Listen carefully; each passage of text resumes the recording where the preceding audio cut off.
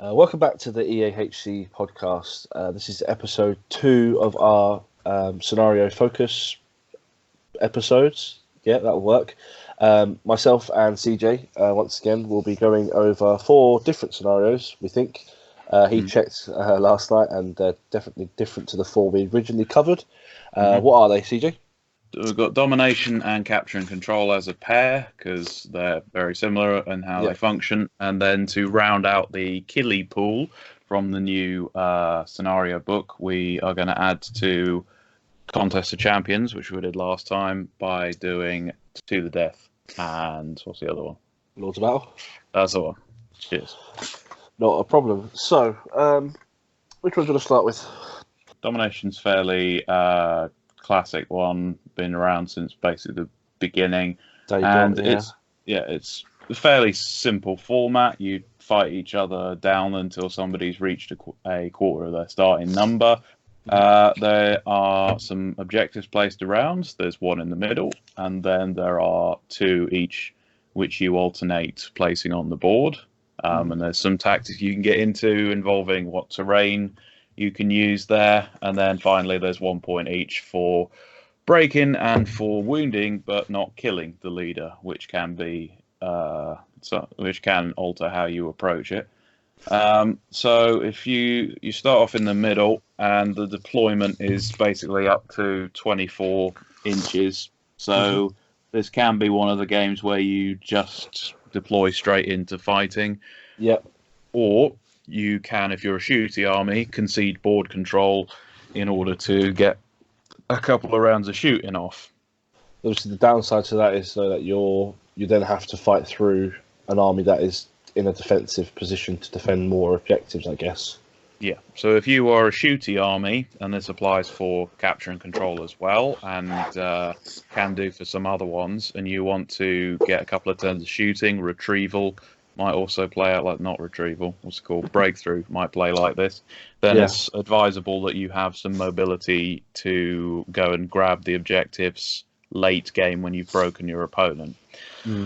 So if you've got Faramir's Rangers, then sure, you can sit back and shoot your opponent to death, but the problem is you're going to have to make sure that you reach the objectives on your opponent's side of the board, or at least more of the objectives than your opponent by the time the end of the game rolls around. I mean, you could have March with Madriel, and you have Faramir on a horse, so... if you are a low courage army, if you're like a bubble army, if you're a shade for Angmar, if you are Moria that relies on a shaman, then this might be one that you struggle with. For Moria, the good trick is to, when you're placing the objectives, have them, because it says specifically when you're placing them down, they have to be 12 inches away from existing objectives, fine. But what you can do then is place a kind of triangle on the board where you can put Durberts down, and he covers 3 of them. So because of his 12-inch standfast. 12-inch standfast. So you get the Shaman to use his Fury to get Durberts to auto-pass his standfast, and then Durberts covers a 12-inch radius circle, which is pretty handy. You can cover most of the board like that. If you're trying to keep Durbert safe, then maybe you've got him... It does put him in place, but doesn't matter that much. Depends, because you have to put the markers down before you choose board edge, and that can screw you over. So if you've got flying stuff, or if you've got things that can climb well, I keep going back to goblins because this is what I know, then you can choose. Yeah, you can choose elevated positions. So it's okay, there's some ruins. I'm putting this marker on the top floor of that ruin. Because not only is that something you can easily access through flying or through climbing that your opponent potentially will find harder, but it's also a very defendable position. Yeah, especially if you've got a goblin with a shield or... Yeah. Because they have to win the fight, then they do a 4+ in the way to strike you, and then they've got to kill you to take your place if you're defending up a barrier or if they're fighting you while climbing. It's the rules. You can also make use of woodland terrain if you are elves or rangers. So, or if your opponent has cavalry, then you just stick the marker right in the middle of a huge load of trees, and suddenly they can't reach it without dismounting and losing, significant advantage. Yeah, I've had to do that with Radagast before. Dismount him and then walk into the forest. It's really weird, isn't it? He's got the Fleetfoot bunny sled, but if he's on a horse or an eagle, he can't go through wooded terrain. Yeah. Without panicking. Well, I guess he can, but he would just move, 2 inches on it, or 1 inch on it, or is it 2 inches on an eagle? I don't know how far they normally move. You can't fly in wood, so you use an eagle's base movement, which is 3, and then you quarter it, so it's like 0.75. So in theory, you can't charge anything. Whilst if you're on a fell beast, same applies. So actually, you're better off just sending a normal eagle in to walk around. Yeah. I guess if you're a newer player playing this scenario, what sort of, for your, let's go 600 points of your sort of standard goblins, how would you set up to win the scenario? So, provided obviously it all goes your way and you win the key fights and you manage to break through and I don't know, you manage to get 12-0 at a lot of scenarios, quite a lot. So, just a quick sort of rundown of how you would deploy, what sort of things you look for on the board, and then sort of just a brief sort of run through of how you would play the scenario, so to speak. So what you're after is my strategy guidebook, so that when you play me later on, you can wallop me. Well, I mean, I don't even think we're going to be playing in the same competition at this rate. So I'm just helping everyone else out, mate. That's all it is. SBG is such a weird time to be alive in that we don't know when anything's going to come back. But assuming that we will play some point in the future, we'll stay positive.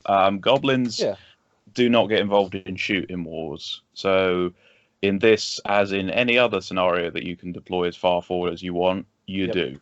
Because you can buy. So that might be Goblin Town goblins, because you could have mercenaries.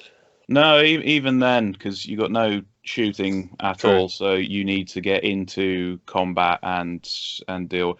Because the mercenaries, you don't have to deploy all the way forward on one. You can deploy your entire 100 goblin army on the front line, and then late game, you're just like, oh, my mercenaries are popping at the place near the back. Or in this one, if you were Goblin Town, then you potentially leave your scribe on one of the objectives, and then he just brings goblins on from everywhere, and you take all the other ones by virtue of avalanche of numbers. Yeah. So if I'm talking Moria, then you are going as far forward as possible. I'm also going to look for, if my opponent's got woodland creature as the flip side to the previous advice, then when you're placing down markers, put one next to a wood terrain, but not in it, because then they can't put one down within 12. So you've basically made that woodland a no marker area. Yeah. So goblins have deployed up as far front as they can, and then you've got some bats hiding in reserves who can go and claim stuff late game. When I've been placing down markers, I've either been blocking where they would probably want to go. So I want to be able to encircle and trap and drag down his army. So I do not want to let him place a marker somewhere that's in between two bits of terrain he can just camp on and do a shield wall. Like an anchor point, I want to put one right out in the open and force him to go there so that I can drown him in numbers. Okay. That's a loose tactical guide to doing it with goblins. Just hoard it.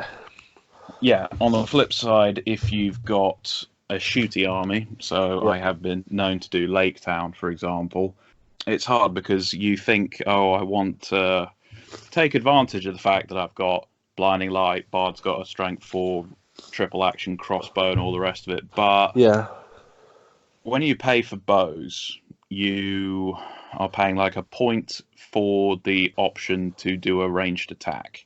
Yeah. But what you've paid the most points for is actually another warrior.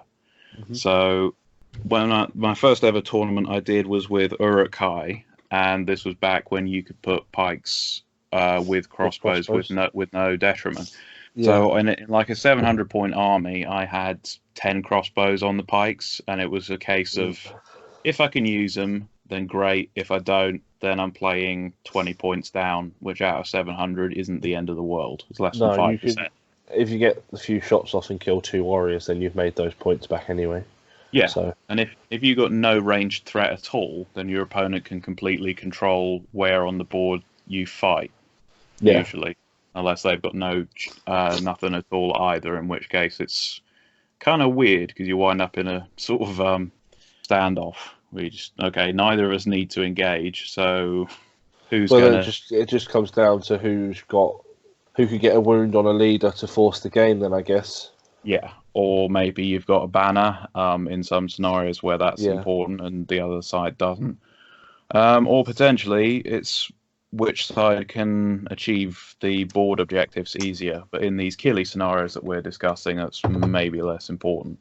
Well, whenever I've played Domination with some of my go-to armies, I guess you all know that I play Mordor a lot, so I will try and have...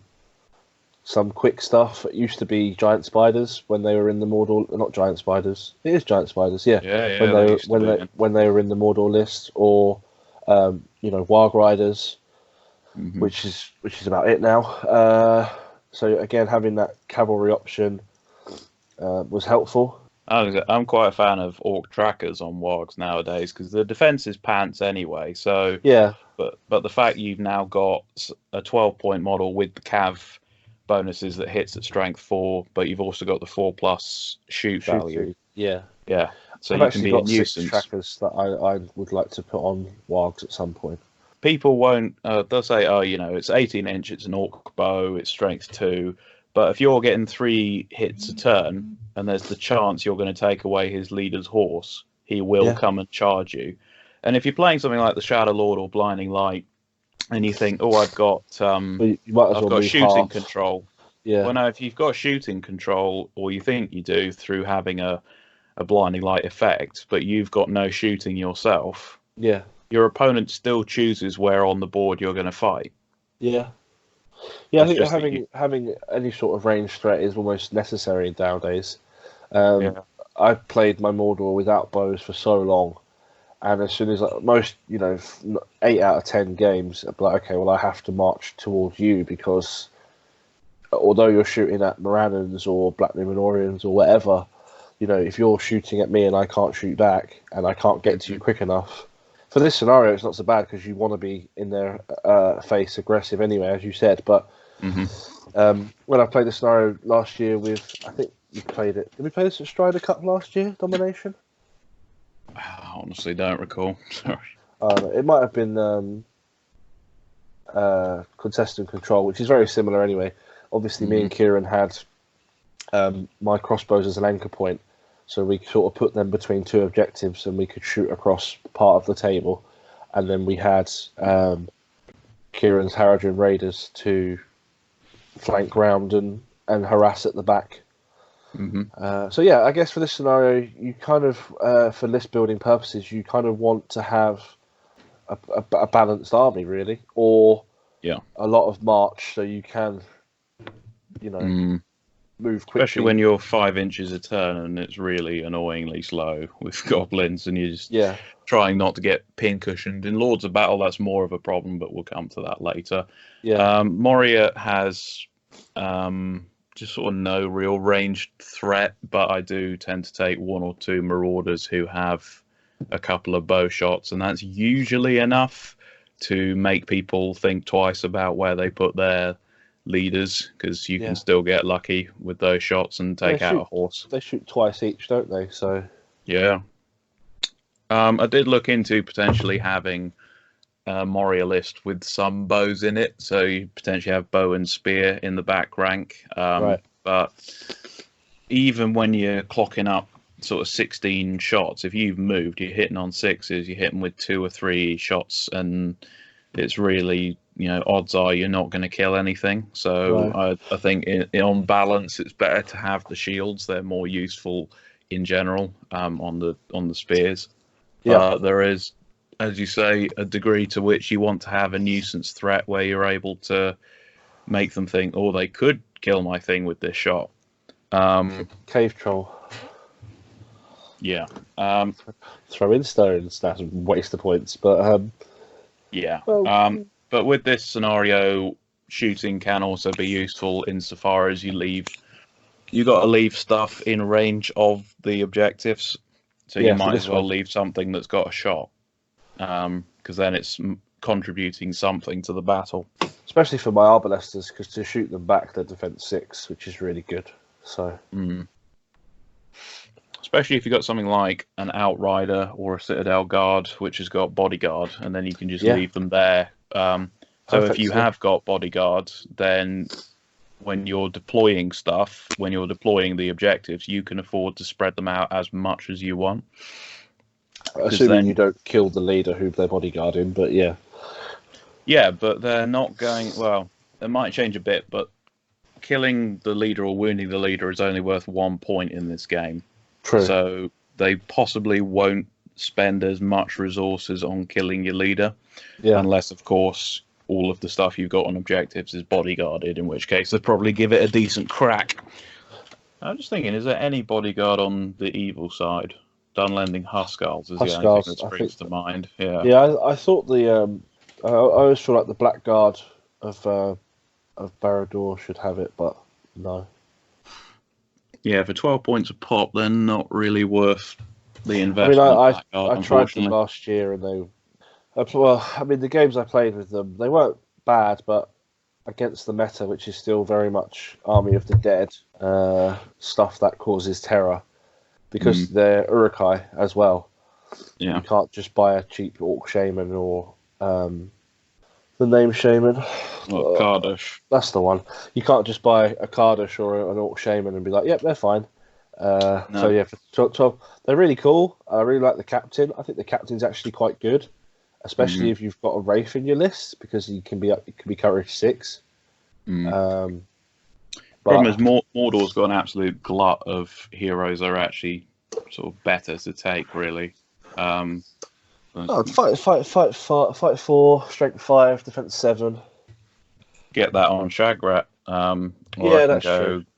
Goroth is basically the same, and he's got Burley, and he's got the throw guys in front of him rule. I think the problem with elite troops is they need to be very survivable, because in this age of hero heavy lists, your 12-point Blackguard at defense 6 dies just as easily as my defense 5 goblin to a rampaging hero.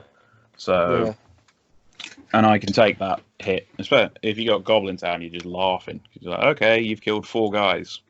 It's about another 45 to go until I'm broken. So yeah, that's true. Have you got any specific advice for Domination? How would you approach it with your Umbar list? If I was to play the Umbarian Serpent Horde, as I've named it, which is the combination of Suladan and Dalamir, I'd have Harridan Raiders, and obviously Suladan's on a horse, and he has March, so I don't have to take the Captain of Umbar, which I normally would take for March, because they don't have March any other way. So I can then have my crossbows anchored between 2 objectives, because normally, regardless of what board side you're on, you will have 2 objectives that are 12 inches apart, where you can probably put your split, because I split my crossbows into 2 warbands. I can probably spread them out in between 2 objectives, and then still use them to do the thing that we discussed, which is just to sit there, harass the enemy, maybe nick a wound on their leader, maybe just kill a few models that are sat in the middle whilst my other Corsairs / Haradrim move forward. And then I use the depending on the warband composition, the points, etc., I'll use the Corsairs to sort of try and get backstabbers to kill things, to try and get breaking. You've got Poison Spears with the Haradrim Warriors, which again gives you rerolls to wound, which is quite good. And then I've got my leader is normally Dalamir, just because he's a little bit more survivable, and it also allows me to use Suladan offensively.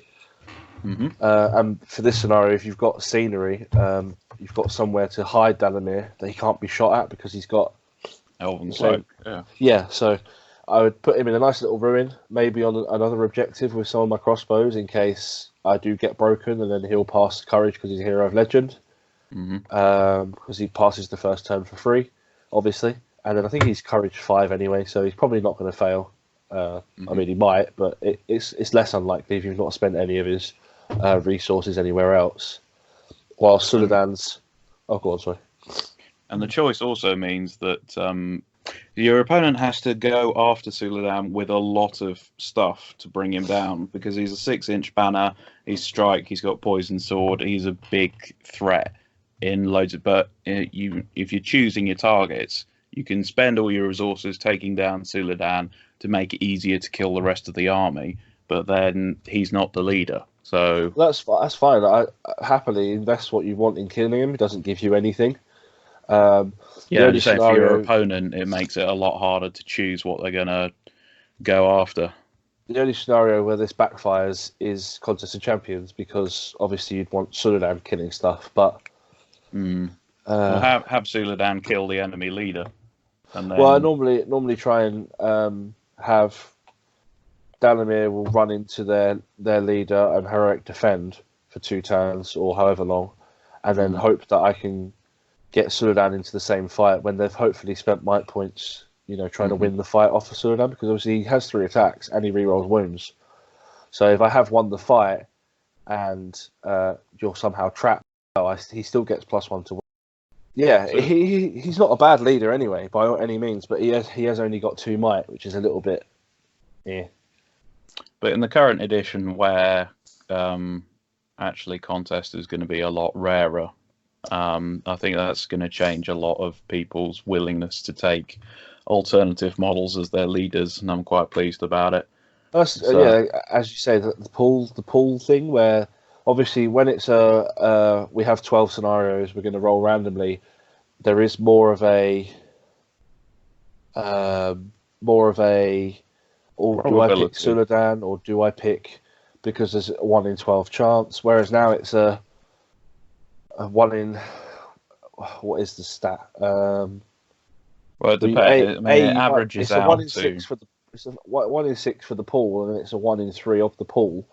And for the 2 league events we've had so far, if a pool has come up, it can't come up again. Obviously, that's not going to be for every tournament you ever go to, but I only go to local events now, pretty much. So the precedent so far has been, we've had pool with contest. We're not going to have it again, so I can be like, fine, I can have Dalamir as my leader. That's not an issue. But yeah, so for the rest of the scenario, I would then just try and hold my back 2, wherever they are on the board. Use my Corsairs to fight for the middle one, and then use Suladan and the Raiders to harass the back 2 for them. And I normally have more models than people. Like at the league opener, I had 37 models, which it was ridiculous for 500 points. That wasn't goblins or, it was just a lot of models. So you got comparatively cheap heroes in that list. Like none of them break 100 apart from Suladan when he's got war gear. And for what they bring, they are very, very good value. And then the troops are sort of between 7 and 10 points. So you can put a lot in. The slightly more expensive version of the list, which I'm working on now, will have some Watchers of Karna for the 3+ shoot value bows, all the 2 attacks. And because of the Covenant meta, and it wasn't a rule I was aware of until I looked at their profile, they actually get +2 courage when charging things that cause terror. And they also get +2 courage when something with the Army of the Dead special sword rule, when they try and wound them. So yes, they go down to courage 2, but then they go back up to courage 4. So it makes it 5s on the normal dues to try and kill your Watchers of Karna, and your fight 4 with 2 attacks.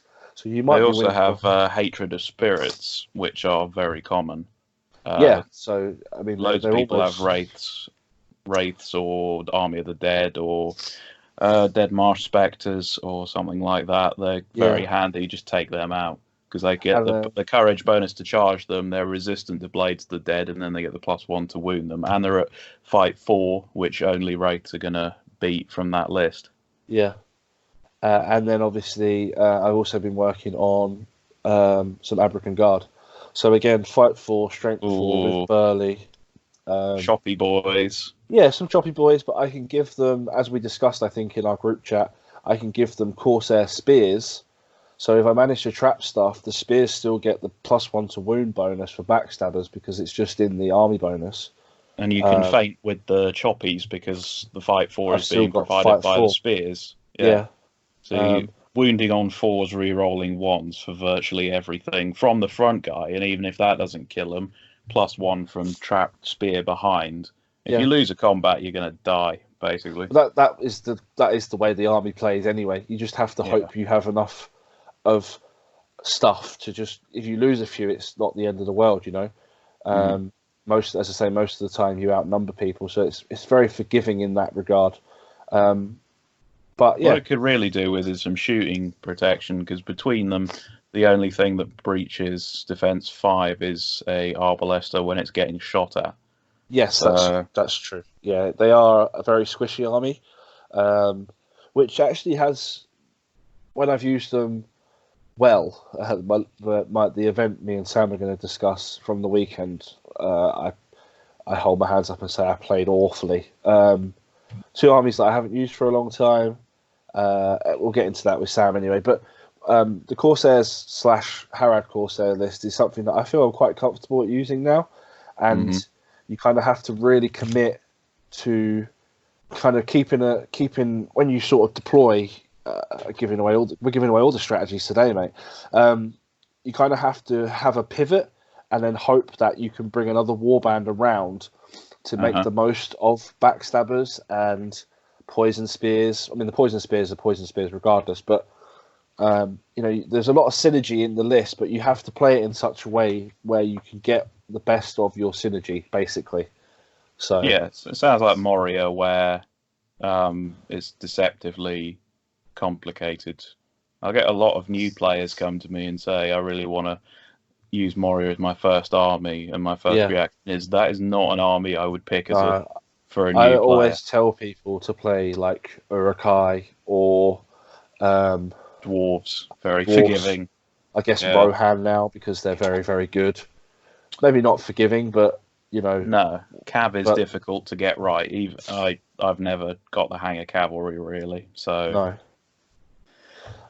But yeah, so that's kind of how I play Domination with that. With the Minas Tirith, which I am looking at getting back out again. I enjoyed using aspects of the Rangers list, but it was a bit boring. But I would like to use more of my Minas Tirith army again. So I normally have Knights of Minas Tirith in my army anyway, and I normally have a hero or 2 heroes with March, which obviously gives me the opportunity to set up my shield wall in the middle. Again, as you say, you can have some bodyguard models to sit on your back objectives. And then I have it's the same as the Harad list, but it's a bit more forgiving in the middle because they're all defense 7 in shield wall. So why does Boromir, Captain of the White Tower, not have March, and yet Boromir of Gondor does? I don't know. We'd have to ask Jay. I guess it's to represent. I don't know, mate. It doesn't make sense. But does he have all the same other heroics? Yeah.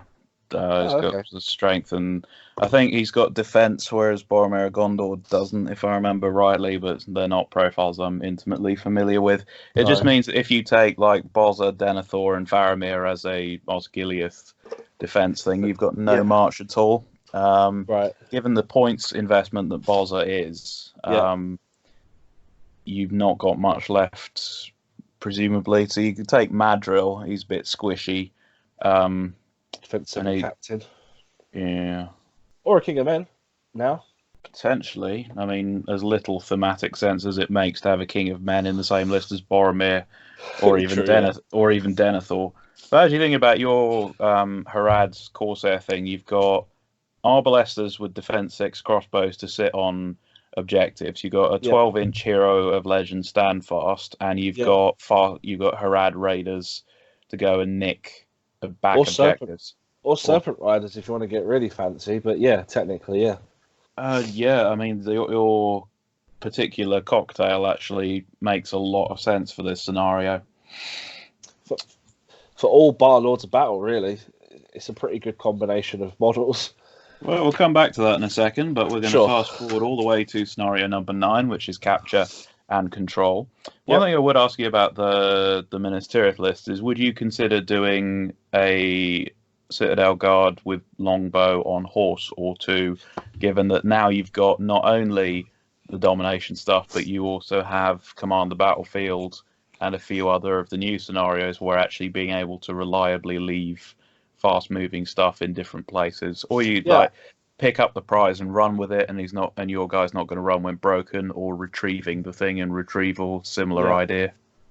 Again, I think we've also discussed this in our group chat, and I think they're definitely viable now, especially Baragon on a horse, even more so, because he also has bodyguard, and failing that, I think he's courage 4 with a might and a will, so it's very unlikely to, if you have somehow lost your hero, he is hopefully unlikely to run away. I mean, you could still roll double 1 and he's run away, but you'd hope you at least roll a 4 and then you can might it up, will it up. That'd be a tidy sort of 50 point, 55, 57 off the top of my head.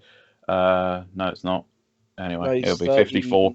No, the Baragon on a horse. I know he's 30 points now, isn't he? So yeah, be like a 60-point investment to have him and 2 Citadel Guard mounted, and you could just use them as a mobile objective nabbing unit. And at the worst case scenario, you've got to fight 4 cav that go up to fight 5 in the presence of Boromir. And they still have bodyguard, so you need them to charge something with terror. They're like, ha! No problem. And they have elf bows, which are gnarly. Yeah, but that's less important for capture and control, because this differs from domination in a key way insofar as the objectives, if you want to call them that, are done in a St. George cross, start with the pinpoint in the middle. But you do not need to leave stuff with the objectives for this one. This is very much a sort of tag the post and it's yours unless somebody counter tags it. Yep.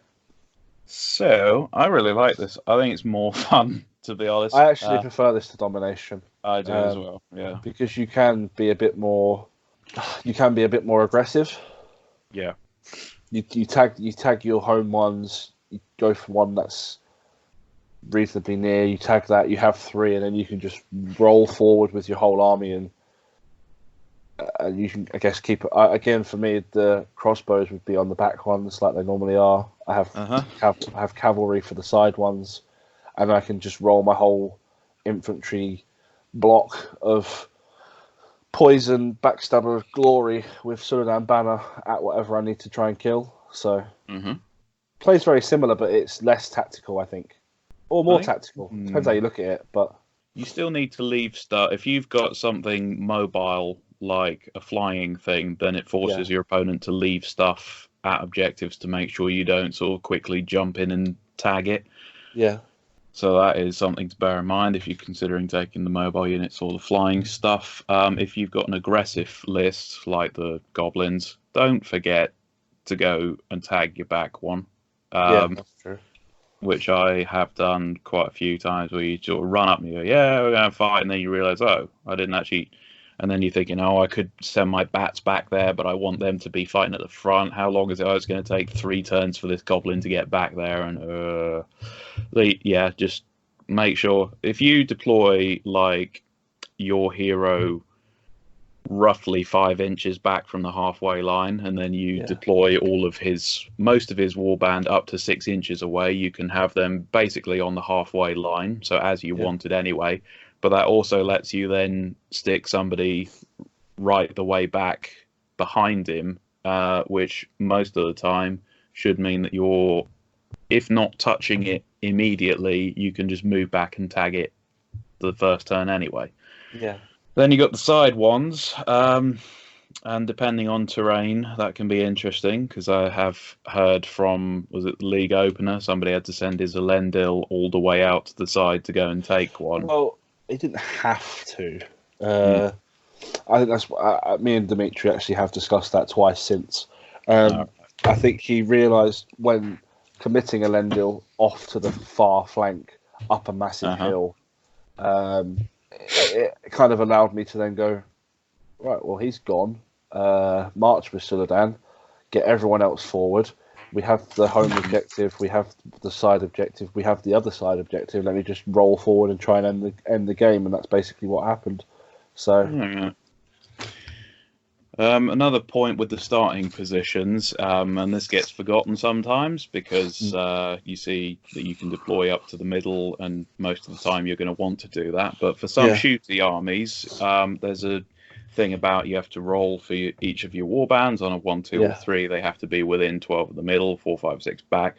Now, if you've got a shooty army, so if you've got Madril, his rule does influence this roll. So if you put him down first, then on a 3+, you can deploy your rangers further than 12 back, and then his bonus will affect all of the rest of your stuff. And so that can be helpful. If you've got Gurits for Mordor, less so, because hardly ever have you got a shooty Mordor army. true. What's the other one? Lurtz, yeah. So you can roll for, e.g. Vrazku, and he rolls a 4+, and he can deploy back, and then you just like Lurtz. Oh, I'm going to choose where I come on. I'm coming on at the back. Iron Hills can do the same with their army bonus, so maybe you would have a chariot that you want to be able to line up for a charge. Maybe you've got a crossbow heavy Iron Hills list. So there are a few ways you can take advantage of that. But primarily, for the vast majority of cases, I think most people just go, I'm not going to roll for it. I'm just going to deploy straight at the front. Well, I only ever roll for my crossbows if I'm using the Corsairs. And even if I roll badly, I'll deploy them the furthest point away, and then I'll just move them back 6 inches.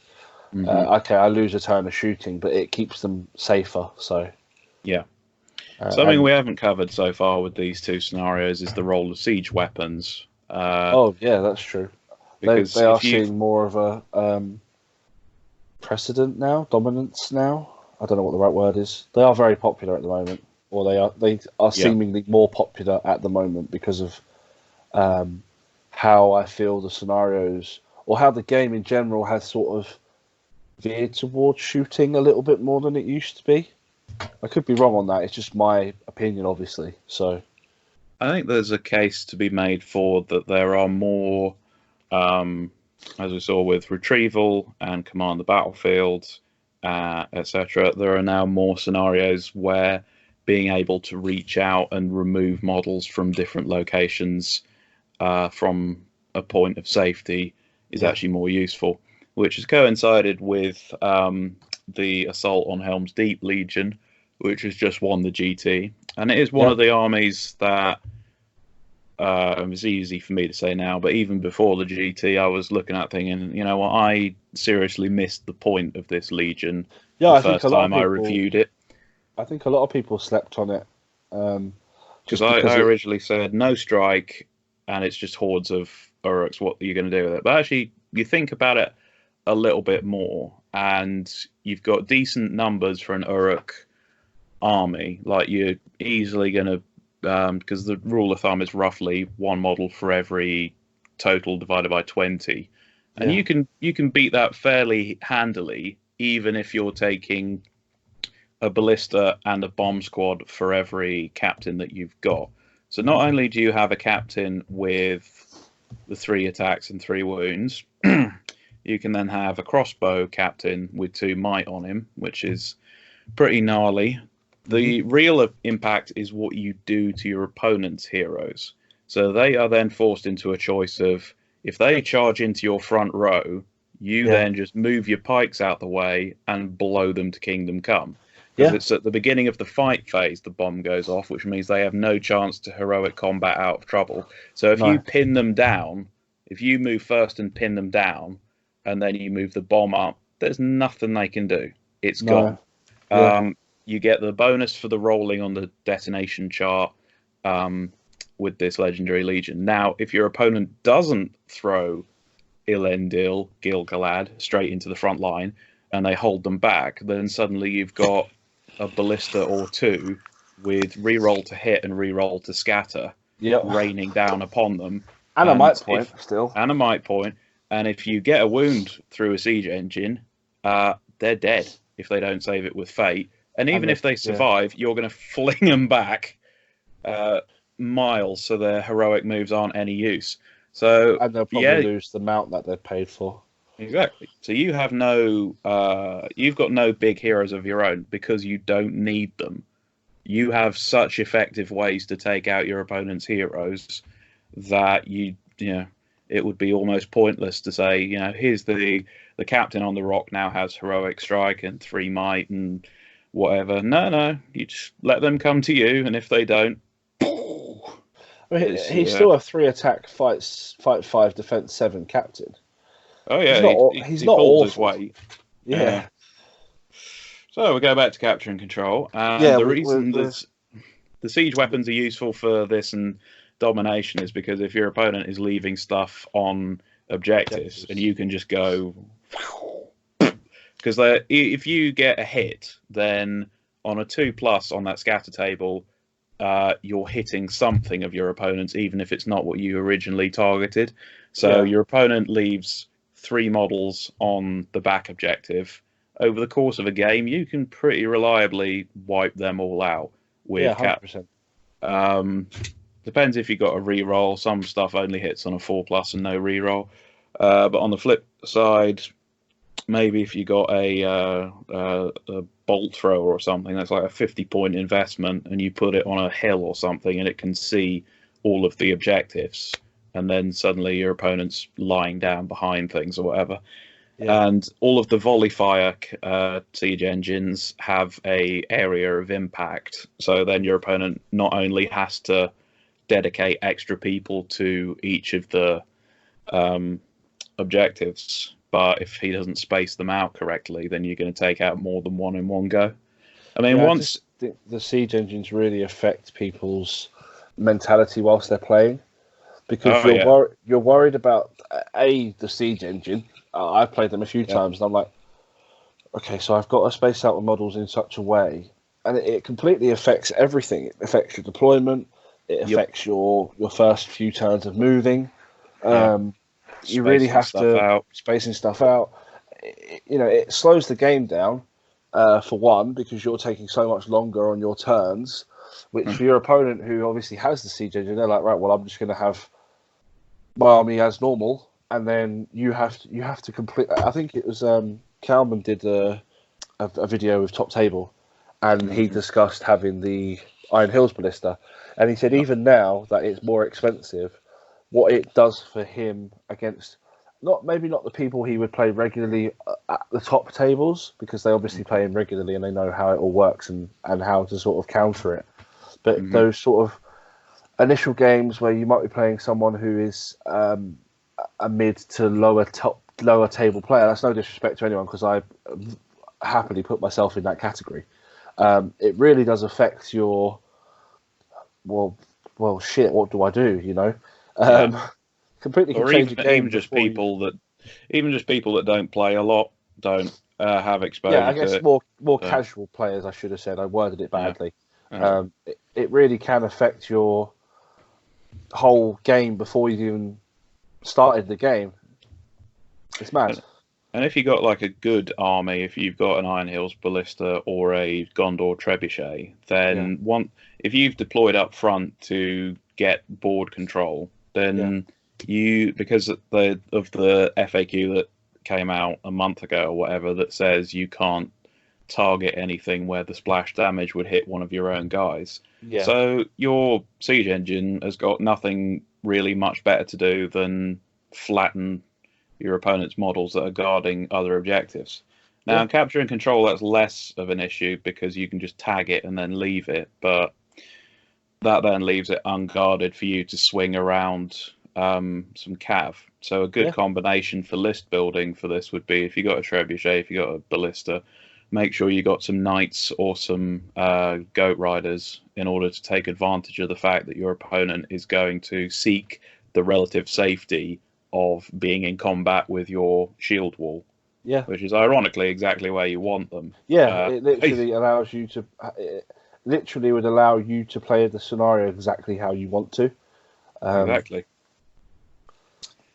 So in terms of late game, this is one of the weird ones where it's broken and then it's random, which also adds to the fact, or adds to your consideration of, you can deploy right at the back with your rangers if you want, but you're going to have to be really careful how much you kill before you then send people out to go and tag the objectives, because it could, the game could go on forever. It could also end the first turn after breaking, and especially if you've got rangers, you have no ability to shield or to hold off your opponent, to stop yourself from striking when you win the fights. You can't go two-handed. You can't. There's virtually nothing you can do to stop yourself from fighting normally. Got to keep that in mind. Have you got any tactics because apart from, when I play Lake Town, I put shields on, or even goblins, I put shields on virtually everything that I do with my Corsairs as well.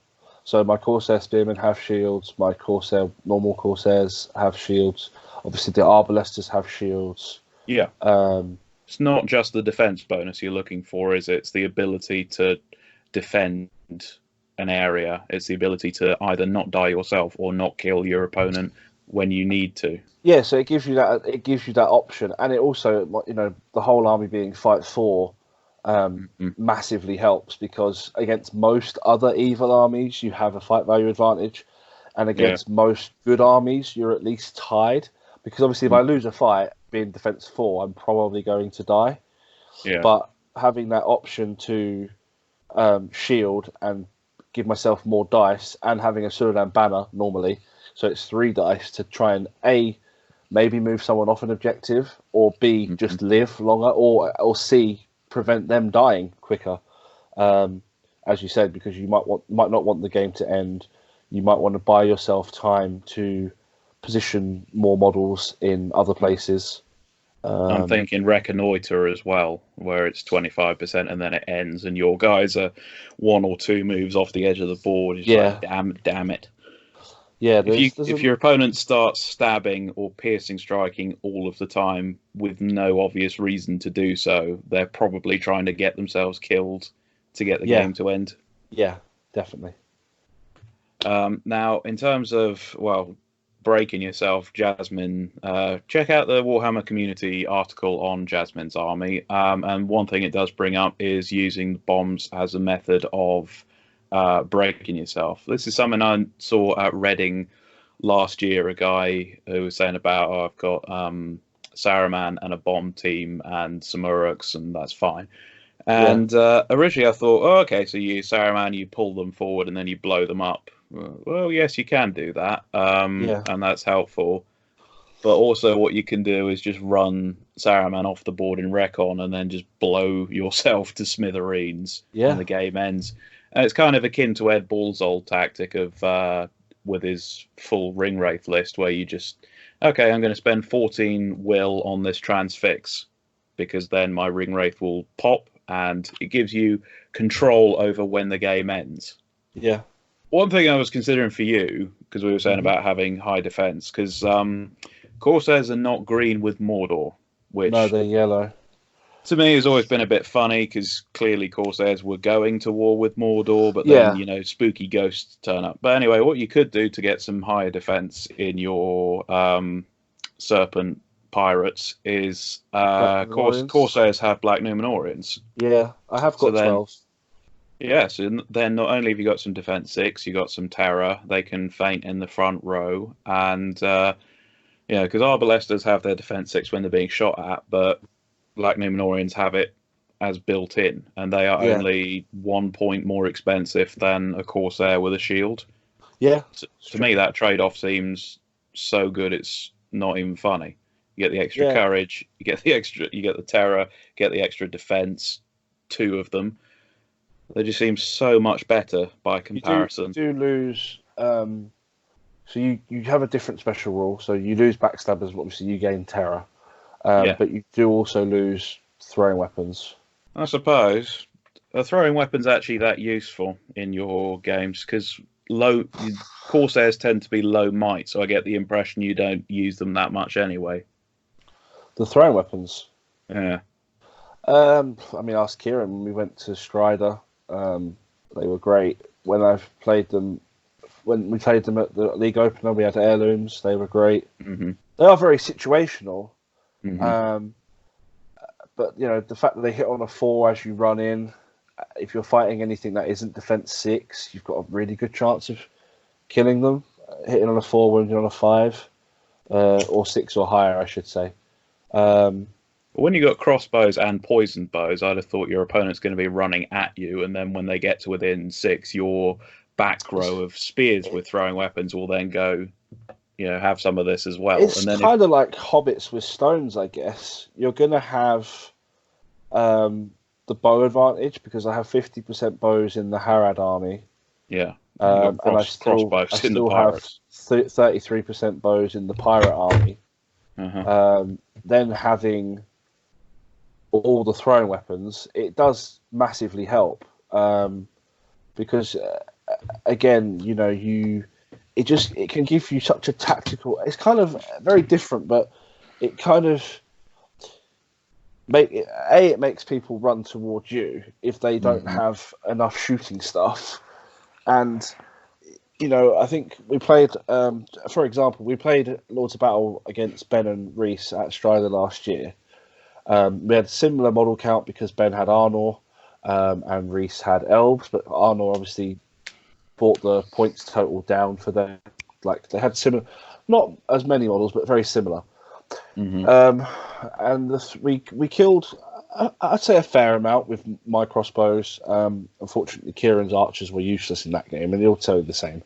But with the throwing weapons from I had 22 throwing weapons with all of my Corsairs. It literally bought us another 2 turns of shooting because as soon as they were in 6, I was like, okay, well as soon as they were in close enough where I could throw all of them and really concentrate on the front rank of what could charge me the next turn, it would just be like, yeah, here's all my throwing weapons. I've killed 6 or 7 models. It was ridiculous. I mean, maybe it's just one game, and obviously it looks better. I've only really used them at 2 events, and it obviously looks better from that standpoint. But I think it does give you a little bit of a tactical. What's the right word? It gives you options. Gives you options, yeah. The Black Numenor, I think at higher. I've never really played them above 550. So I think at higher points where I would consider adding the Knight of Umbar, but probably not because he's not very good. Do you have to have Knight of Umbar? You can just put Black Numenorians in a warband with Dalamir or whatever. Having the Harbinger then helps them even more. Oh yeah, but if you got a Harad alliance, I'd actually argue the Betrayer is going to be more useful. The Betrayer is also very good, but he's not a very good caster. So neither of them are. But no, I think they're both a bit pants, to be honest. I know the Betrayer's good if you're sitting and gunlining Harad, but I don't really play the Harad part of my army that way. They're more of, because I can move the bows and shoot, they offer me a bit of flexibility in terms of actually moving them where I need them rather than sitting back and shooting them. So the Bane of Kings rule on the Betrayer is quite nasty because you can put him on a Fell Beast and he re-rolls all failed to wound rolls even when he's on the Fell Beast, which is a rule that probably ought to get nerfed, but that's a pretty nasty side effect. So you mentioned Lords of Battle, so let's move straight on. This is another one with 24-inch deployment. So what I tend to find happens here is whoever's got the shooting advantage basically plasters themselves against the back wall of their board edge, and then the other team puts themselves as far forward as they can at the halfway line and then runs at them. Again, I'll discuss this with Sam on Sunday when we record the review episode of his event the other weekend before we got put into full lockdown mode. that is how I play the pirates because I have so many bows. But if you deploy badly and your opponent can punish your deployment, much like Sam did, he absolutely schooled me. It doesn't always work with the pirates. Having minimum 10 crossbows and then like 8 normal bows and then still having 20 throwing weapons, it just gives me so much shooting that it's very hard unless you've got cav. If they've got cav, obviously I don't get as much shooting, and you're hoping to kill horses, I guess, where the throwing weapons do come in handy because horses obviously die on 5s rather than 6s or whatever. And if it's they crossbows, count towards your wound tally, which is I don't mind. Yeah, I don't mind killing horses all day long. Haven't played too many cav lists with the Corsair Umbar combination. The Corsair Harad combination, but that would be the hard counter for this scenario anyway. At least this is one of the few scenarios that makes me really think hard about whether I take a captain in a Moria list or even a Goblin Town, because you need the ability to close down that distance, and 2 marches shaves 6 inches off total, and that can very easily be, you lose double that. If a might point is worth roughly 5 points, I mean, it isn't, it's worth more, but for the sake of Battle Company building, it's 5 points. You will easily save more lives, inverted commas, by doing the march than not. This is a scenario also where if you've got shooting superiority and you don't want to get hoarded, you can literally just camp in the corner, and it's a bad day to be goblins when that happens because you can't get behind them, and you're walking 24 inches or whatever into shooting. It does hurt. Obviously, if your shooting's bad, then it's still dice. Because my game against Sam, which we'll discuss on Sunday, I should have killed a lot more than I did from my shooting, and I really had 1 turn of very good shooting and then 2 turns of extremely bad shooting. So it can happen, and that can really fuck you over. But again, it's a dice game, and you roll with the punches. Sometimes your dice are hot, sometimes they're just really not. So it is what it is, really. I think the only other thing is if you can keep your big kiddie hero alive, because they are very prominent at the moment, and you can get across the board. So for goblins, I played Goblin Town at the event we just had. I only got 1 game with them, unfortunately, because everyone else bought evil armies. But it is what it is. It's usually complete opposite way for. Yeah. Oh, no, that is exactly how. No, hang on. I usually wind up playing goblins too much because everyone plays. I think if it's good, and I don't think you should have good and or evil. I think you should have good and evil, because otherwise you get stuck like that. Anyway, carry on. So I opted to take a normal captain with March, and we played one of the new scenarios where you don't want to be in the middle, the opposite of whole ground. I can't remember what it's called. Command the battlefield. That's it. And I think the Goblin Town captain actually probably won me the game because I was able to have a full warband of like 18, almost 18. I left a few here and there, but maybe like at least 14 models. And it does make a massive difference, and it would for Lords of Battle as well, especially with the Goblin King, because as long as he can get across the board, as long as you've screened him well enough, and you probably lost a good amount of goblins, but you have so many goblins in both variations of Goblin list that essentially you should be fine. And I guess for the Goblin Town list, if you've got mercenaries that can pop up and maybe harass them a bit sooner, and then you've got a marching hero, and if you can get all of your goblins together quick enough, then potentially it kind of nullifies a heavy shooting list a little bit at least. I'd be worried about that, because if you do mercenaries and scribe shenanigans and basically try and distract them, what you could wind up giving them is like a 13-0 lead in the wound tally before you've even got into combat properly. That could happen anyway, to be fair. Well, what I did most recently was I decided to put the mercenary. I was playing against strength 3 bows, So Yeah. I just put the mercenaries on the front line, and because they're defense 4, Yeah. so they would die on 5s instead of 4s, and Yeah. that worked reasonably well as a tactic. But that was as close to that was the best I could do, really. Now, don't panic if the wound tally gets away from you.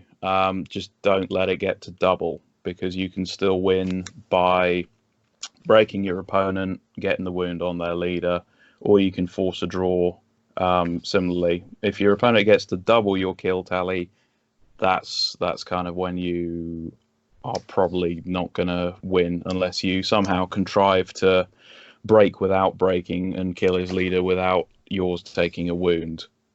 So I mean, that's what I was saying. If you can sort of harass them enough where you get for Moria it'd be slightly different, but obviously I don't play Moria. I played Goblin Town in the past, and it's an army that I'm looking at again now. If you can get the Goblin King in, he's very good at killing leaders, unless they're elves. So it depends what you're fighting against, but he kills elves still, but there's a chance that they'll kill him back just as quickly, because obviously their elven blades really hurt him quite a lot. But yeah, it's a very different. It's a very interesting. Obviously, you've got scenery to consider. If you've got a board that's set up how the game should be played, then you should never have a scenario where you run across an open table and get shot at for 3 turns. It just shouldn't happen. It can happen at tournaments. Not every event is going to have enough scenery where you get the amount of coverage you should have. We always try. And it is something that we are trying to improve. Obviously, Jack's done a great job of getting new terrain and new boards and new. We do need to work on just getting sort of a tangent. It's in the EAHC podcast, guys. Welcome to the show. We are working on just trying to. I think it's something we should address is just getting sort of what's the right word? God, my brain's not working today. I mean, either terrain. Generic terrain that would fit on a lot of boards and just help to have line of sight blocking stuff, or have stuff that would give you more in the ways. Because you should never have to. This scenario, you should never have to face that scenario that CJ suggested, where they put themselves in a corner and you just get shot at for 4 turns. That shouldn't ever really be completely possible with all of their bows, at least. You know, some of them might not be able to shoot for a few turns or whatever, and then obviously once you're within we're within 6 and there's nothing else between us now, then you'll probably get a few, or even 12, I guess. You probably get 2 turns of getting shot at, but it should never be the whole way. Otherwise, your TO has set up the table wrong, in my opinion. So 2 other points before we move on, because this really isn't a very difficult.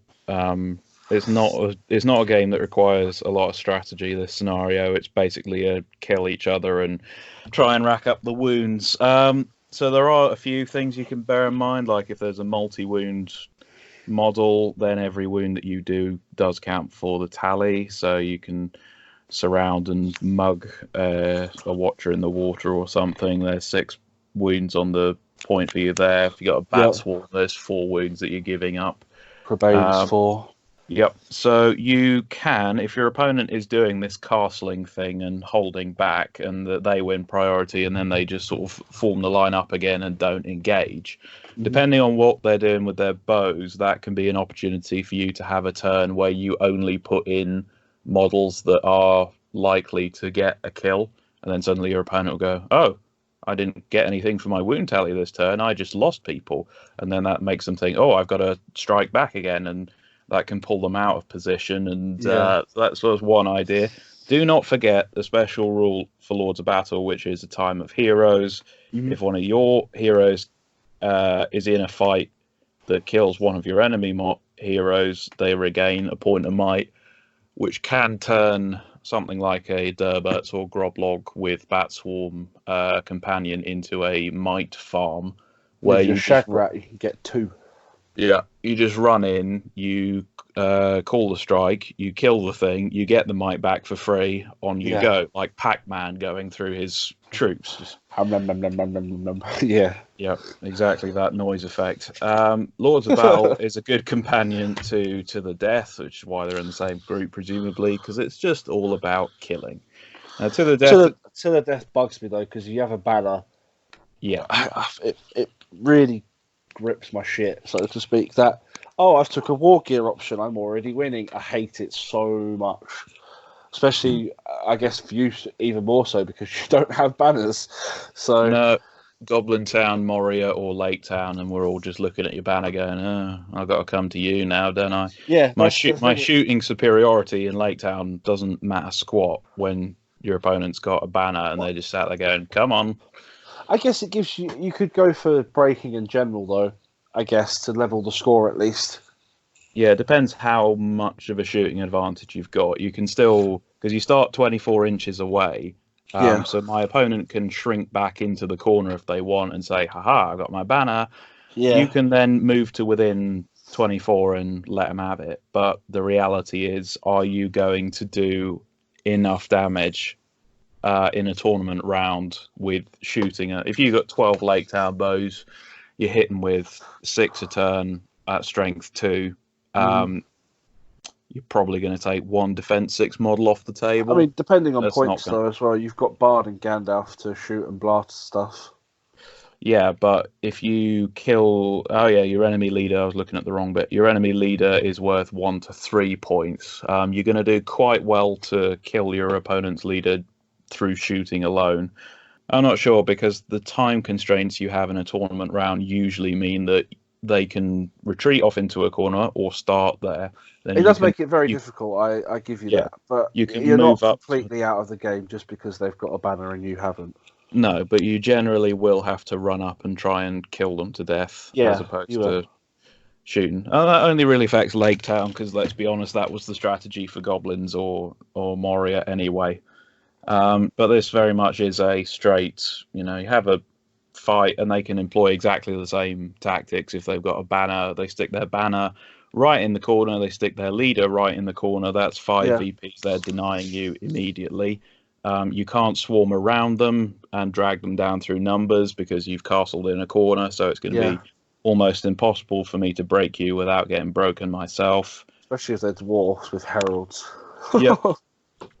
So, there's just a pool that Horde armies do not like, is the killer. But I guess having the pools as they are now as well, I know you've been somewhat more willing to take different things in your army list because they're less...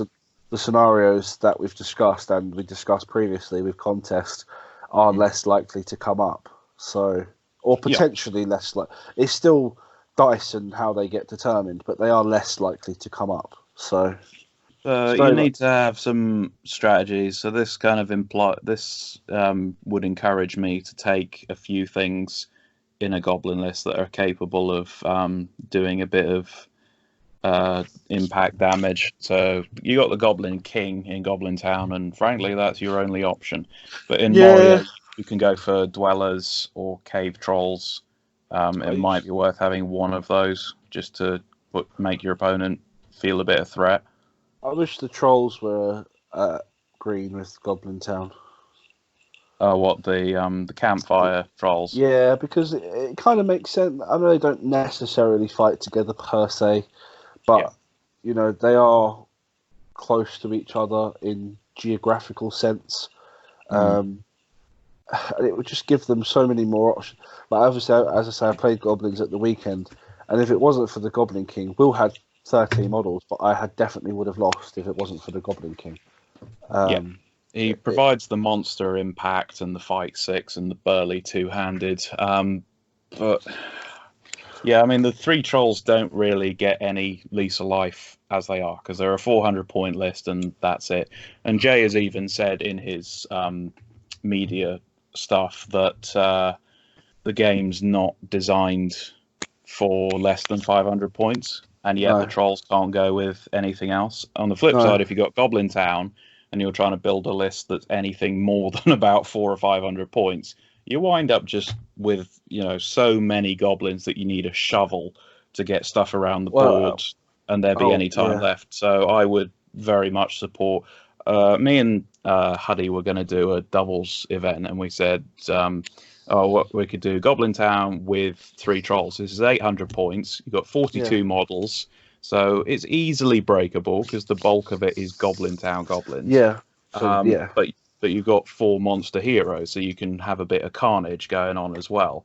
Yeah. And I thought, okay, for 800 lists, that seems all right, because the alternative, if you're trying to write an 800 point list for Goblin Town pure, you wind up with roughly 110 goblins with the scribe able to bring on more.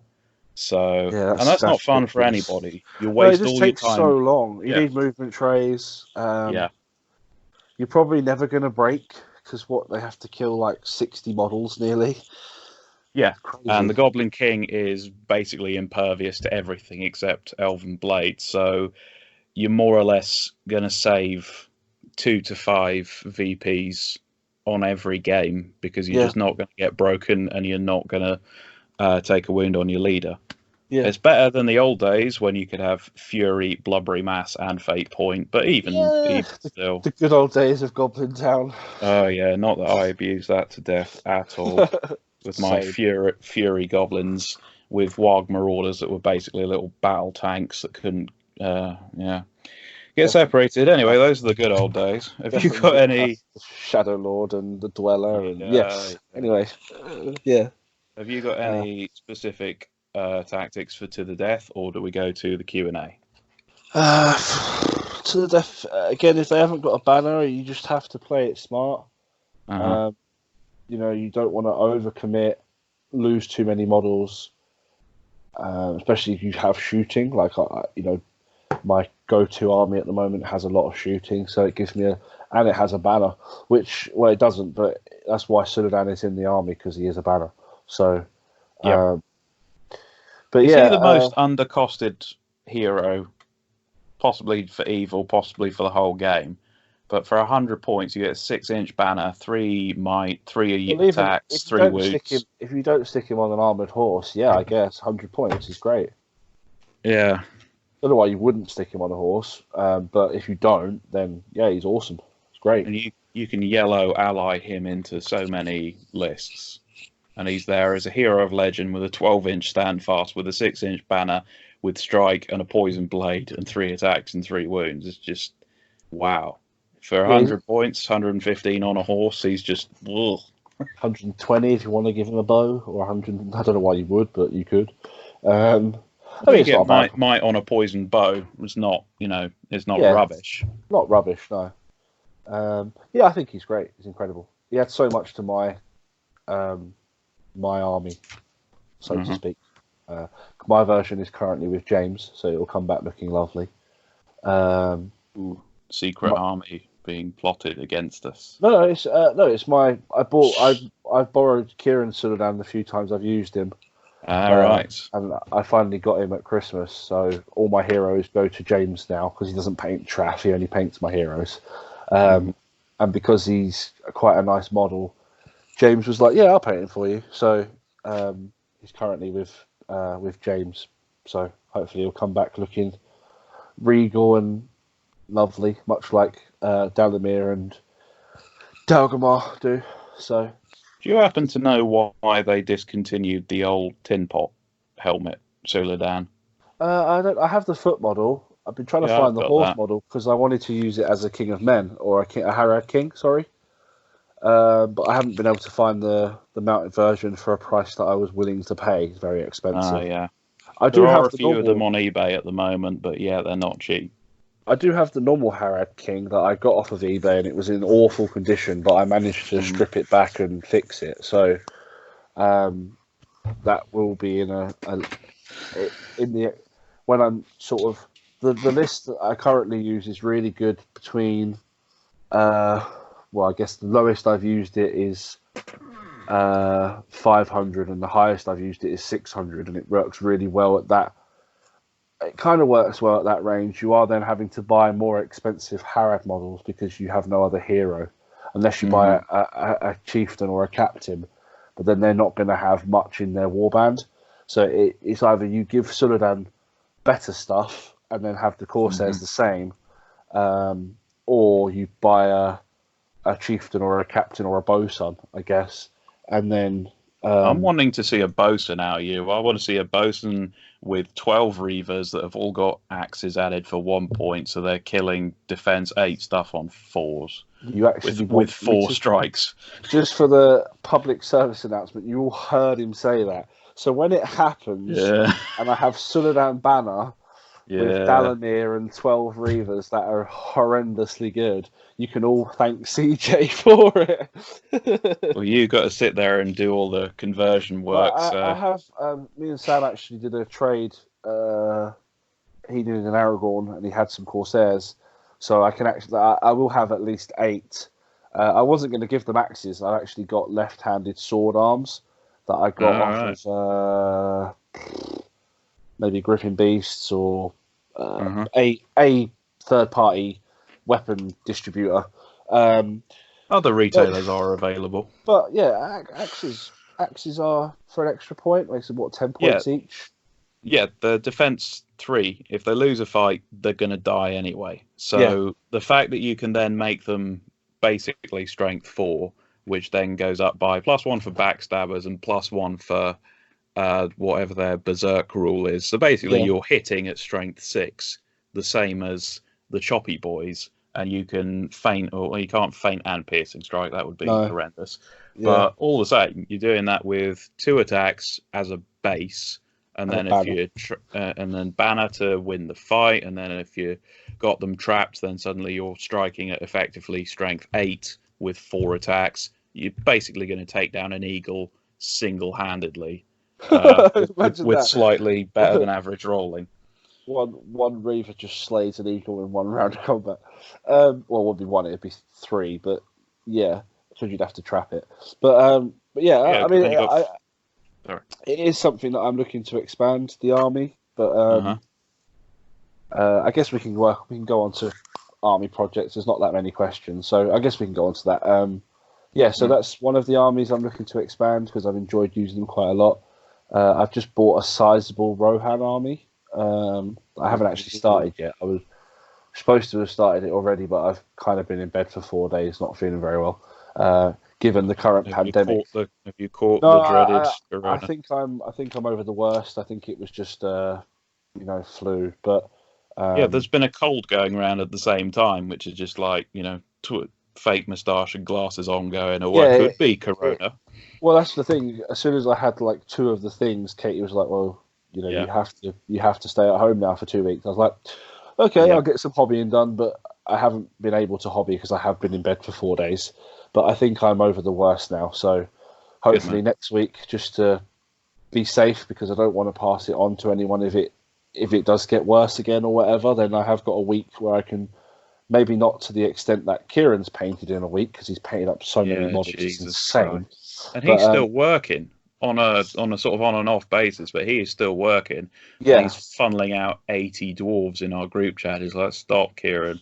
You're making Sam look bad now. Stop it." Sam, who cranked out a whole Dunland army in like 2 months. Kieran's like, "I see your Dunland army and paint a full dwarf army in 3 days." Hold my Corona beer. Yeah, so next week, where I again have to be at home for another week just to be safe, I will definitely be doing some hobby. I've got some Rohan I want to work on. I've got 18 Goblin Town goblins that I want to paint. I've also got 12 mercenaries and a captain that I want to paint. Because I did enjoy using them the other day. They're very, very good, aren't they? For this, it's like the Siege Engine, for the psychological shift it can give you in a game. Reconnoiter, they can't come forward because you'll deploy in that terrain piece and sod off. You got Storm the Camp, they can't come forward because you'll deploy in that terrain piece and nick it. It just changes so much about the game. Changing of Storm the Camp, where it's when the game ends if you're in the camp. It's a little bit different, but yeah, they are great, and I got them for a pretty decent price. So, or Fog of War, you just like, which terrain piece? Doesn't matter. I can just airdrop into it. I'm having that one. And you can also pick the mercenary captain and be like, well, I'll deploy him when I want. Well, you got to do the whole courage test shenanigan. So if you fail it, your opponent can say no, they must deploy now, and then you're just like, oh, okay, I'll deploy them next to the rest of my army, and I've lost 10 points. But what it did in that time, you've not necessarily lost the 10 points because your Yeah, opponent has had to hang back because they don't know when they're going to arrive. So they've kind of, even if you just bring them on to meet up with your main army, they've yeah, served a function, and now they and fight just as well as anyone else.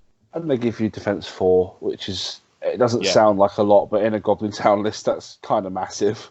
So, Yeah, so yeah, bit that's another. pathetic how important that is, to be honest. It's mad, isn't it? Yeah. So they're two of the things. Rohan. I do want to do. I've got 24 Osgiliath veterans. They're all exactly the same then, aren't they? Yeah, yeah, they are.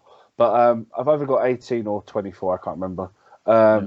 So I want to do a Osgiliath themed army with Faramir as the ranger profile with Madril and some rangers and some normal warriors and Minas Tirith, and then have That'd be good. like a captain who I will make look a bit more Osgiliath veteran-y. He won't be any different than a normal captain, but he will have, maybe I'll just use one of the archer models because I like the one with the head strap thing, and then give him a sword and a shield. It's not that hard to do, and then like a cloak or something to cover up where you've cut his quiver off. Yeah, I think that'd be something that's quite cool. That's probably not going to happen for a long time though, because it'll take ages. But it is something that I'm looking to work on, and I also want to do an all-mounted fellowship list because again, I bought Gandalf on cart off of Sam, so there's a 600-point list where you get Legolas, Aragorn, Boromir, and Gandalf, which I think, You're a bad could, man. yeah, it wouldn't win all the scenarios, but it'd be fun to use. No. So. Yeah, the carnage you would cause, just like first turn, Aragorn and Boromir call heroic combat and just shred everything. And then, It's like Rohan is Kieran's list, but gentler. Yeah. Does the cart do anything? Like, it's 25 points, so it's just cav, but it also has more defense and wounds. It has more defense and wounds, and for blinding light, you get a bigger circle. Yeah, I suppose. I mean, again, I have the horse model already. It's just it made the points work better. Otherwise, I think it's like 580 or something. So there was a scenario written for it many years ago where it had like fireworks as throwing weapons. Yeah. You could choose a variety of. You could choose from 3 different effects to do with them. That's not included in the normal profile for cart, is it? Let me have a look. I've got the Armies of Middle-earth book here. I also just like it because you don't see it very often. It's a bit different. It's almost like I guess the theme would be it's arriving at. No, not really, because you don't know how Gandalf got there. I guess it could be though.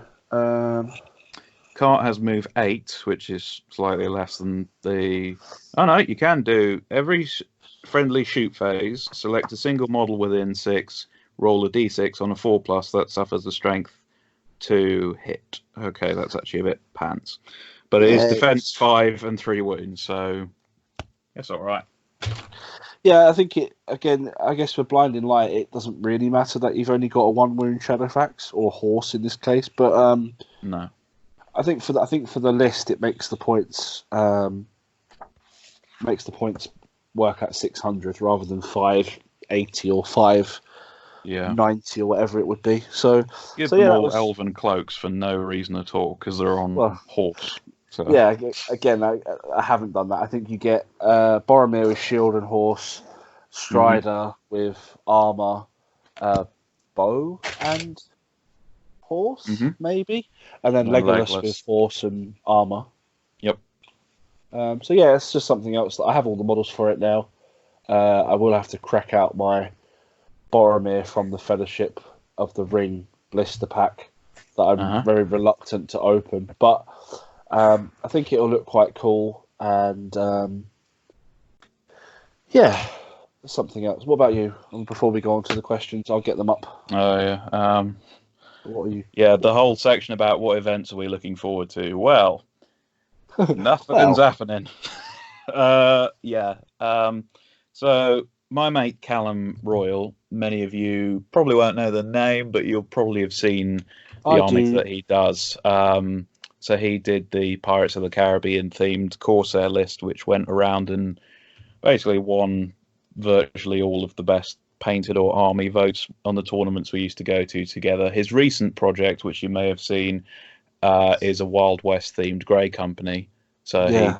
he did the Sombrero Gimli and the Sniper Legolas and the Cowboy Aragorn, and he's got a few more bits that he's doing. He's currently doing a Halbarad as a bounty hunter, which is really cool. It's that pose where Halbarad's leaning forwards with the arm outstretched and the sword sideways. So he's going to take the sword out and he's going to put a wanted poster in his hand. Nice. He's like, have you seen this man? Yeah. And so I thought, yeah, this would be something interesting to get. So the first thing I thought of that I really wanted to do was a Harry Potter themed Iron Hills list where I'd do the Raven Claws of Erebor, and I'd do it in. This is why I've been looking for like bronze armor and dark blue cloth recipes all over the Facebook groups. Yeah, that's what I want to do. And then I've got a press mold of the Raven on Murin. Yeah, it's Murin's shield, the little Raven, and I'm going to put one of those on all of the shields. And then I've got a couple of bags of. It was quite interesting that Krebine became a thing because I was just getting loads of little miniature ravens, and I was trying to figure out. I want one to put on either the top of their shields or on the top of their helmet, so they've all got this like metallic black raven on all of them, or possibly do it bronze, because the Ravenclaw house emblem is either miscellaneously a raven or an eagle, or it's usually an eagle, but it's called Ravenclaw. Go figure. So that was that idea, and then slowly I'm just like, oh, what else could I do? I could do like the Goblins of Gringotts, so I'd have like either Goblin Town or Moria, and they're all on like treasure trove bases. And I actually thought Moria, because then I could do Cave Drake and give him some wings, and then he'd look like the albino dragon. And then I could do Griffin Gondor and do them in like gold armor and red clothery. So I'm sort of spinning with all this kind of nonsense now, hunting around for recipes and things. An armor list that'd be quite cool, actually. Yeah, it's quite hard to, because like Slytherin could quite obviously be a Serpent Horde list that you do in green and silver. Not that that's particularly desert wear colours, but Hufflepuff is really hard to try and spin that into a pun for anything that involves a Middle Earth faction. So maybe I'll put that out to the listeners as a challenge. Come up with that. Well, I originally thought, because Theoden's got the black armor with the gold trim, and I thought it's that black and yellow, and then potentially you could do Rohan or Sons of Earl or Royal Guard. If you did like non-metallic gold. Yeah. The problem would be, because like I can do the pun of the name with the Griffin Gondor and the whatever, and I'm just like, Hufflepuff does not fit Rohan at all. But no. Oh well. I'll figure something out. Those are the projects I'm doing, because now I have all the time to do it. And a shout out to Element Games, because I was prevaricating on buying the Grey Seer can that I needed, and I was saying to my local store, I usually come down and see you. Can I come down? And then it was like, oh no, you shouldn't go trips unnecessarily. And then it was, oh, no, now all of the non-essential shops are closing down. And then it was the weekend. And then suddenly it was on Monday, it was stay in your homes. Not allowed to go anywhere. And then I'm like, oh, crap. Then Tuesday morning, Games Workshop says, yeah, we're shutting down the warehouse, the factory, everything. No more orders. So I go on Element Games and just panic buy. Give me some Grey Seer. And I sent them a message saying, look, I appreciate, this is a really weird time for everybody, but is this order going to be fulfilled? Because if it's not, I can potentially go on Amazon, because now lots of independent retailers have gone to Amazon and just gone, here's all the stock we had in. Please buy it. So if Yeah, you're no, looking for something, potentially have a hunt on there. I panicked bought prior. I think it was the weekend before. I panicked bought a can of Wraithbone the same way because I thought, well, if it all does go close for a little while, I want to be able to base coat my models so I can actually use contrast. Well, yeah, shout out to Element, because just this morning I got a box in the mail with Yeah. the 2 cans of Gracia and the paintbrush. I'm like, yes, thank you, Element. nice. That was like one of the last orders they fulfilled. So I'll get on with some stuff for that. I'm also doing some conversions for different people, so plenty to keep me occupied. So what have we got in the Q&A? Before we get onto the Q&A, because we're nearly finished, there's not many questions, it won't take long. Sure. We have been discussing in our group chat an app on Steam, an app or a game called Tabletop Simulator, and you can play SBG on there. I haven't tried it yet. I'm going to give it a go. I'm going to buy it and try and figure it out. And I guess if we could figure it out and maybe get enough people who would be interested in, while we haven't probably got events for at least 2 months, I think it costs $14.99. So it's your ticket of travel and ticket for most of the EAHC events. If enough people wanted to maybe give it a go, perhaps we could have like a online event. Wouldn't be league counting or anything, but it'd be a way to all just sort of sit in a Skype call or a Discord call and play some SBG online. If people would be interested in that, just stick it in the comments. We haven't plugged the comment section at all today, but I think it'd be quite cool. And if you are listening at this and it's something that you would like to do, then just let us know. And I think if we could get maybe 6 of us or something, where you could have like a little round robin, just play 3 games on there. Probably wouldn't take very long. Maybe like have 2-hour rounds or something and play 3 games. It takes up half of your day or whatever. Could be quite cool. I don't know where Games Workshop stand legally on that, to be honest, because I've seen people using it, and you literally can just build all of the models in there, and you can just play a game virtually for free. You need to pay for the software, but I guess at this time they would want people to remain playing the hobby so that they can get back into it once the lockdown is lifted. But I'm thinking we've discussed it, isn't it? Just so that it's an option. It's there. If people are interested in doing it, I'm going to buy it. I think you've already got it. I think Kieran Hatton's already got it.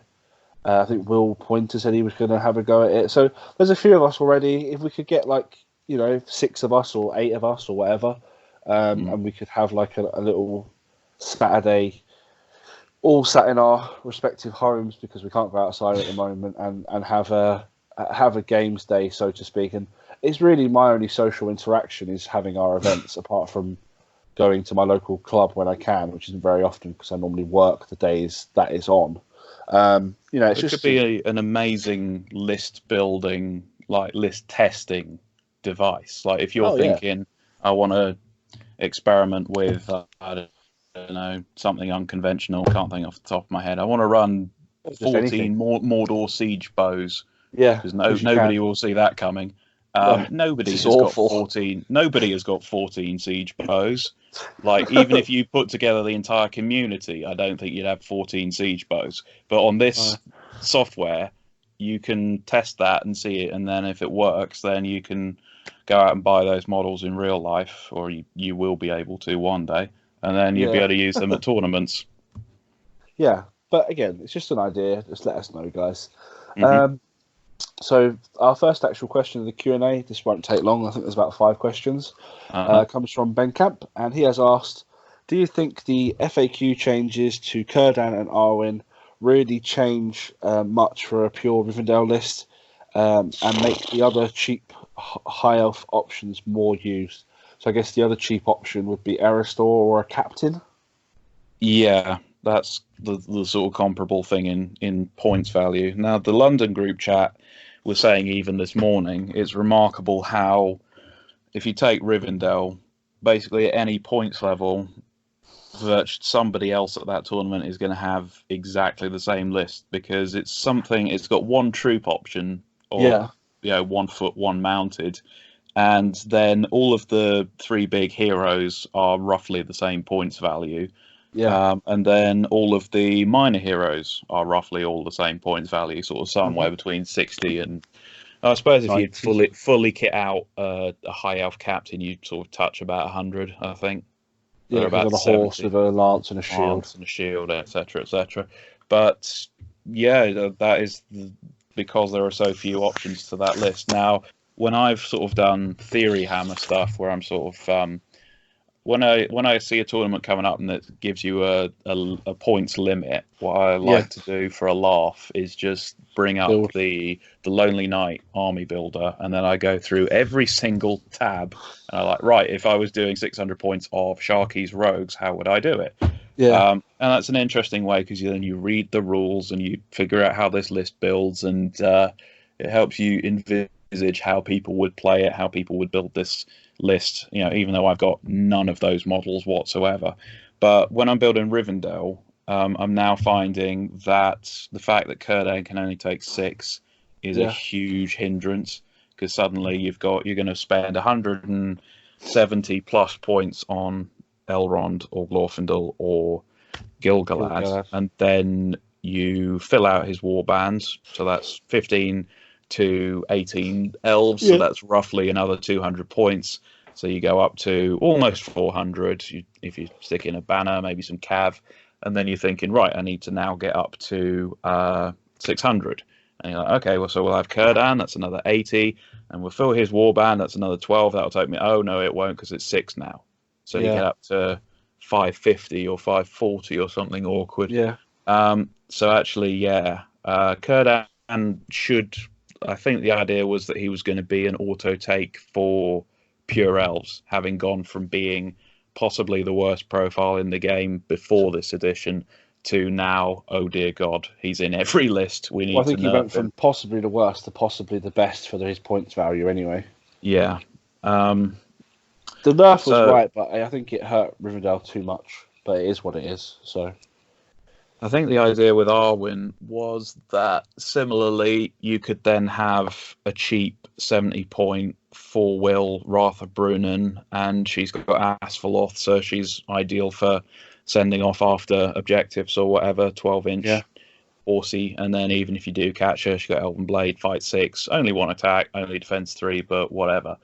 Because then that would possibly be your next way of doing Lake Elves. Just like, here's a cheap elf hero, and here, I mean, they've now achieved that by making Haldir Hero of Valor, but that's a fight for another day. In terms of pure Rivendell, I think it makes list building a bit more awkward. So I could totally see captains or Eristor being used more often. Possibly not the what tier is the High Elf Stormcaller? I'm just going to check that. I think he's minor as well. But even so, they're another one that went from, this is really good, because 2+, I can fling people up to 12 inches away and knock them over. It's now 3+, so it's less reliable. You've only got 3 will. You're paying 60 points for a minor hero, as I've just checked here, so you can only lead 6 troops.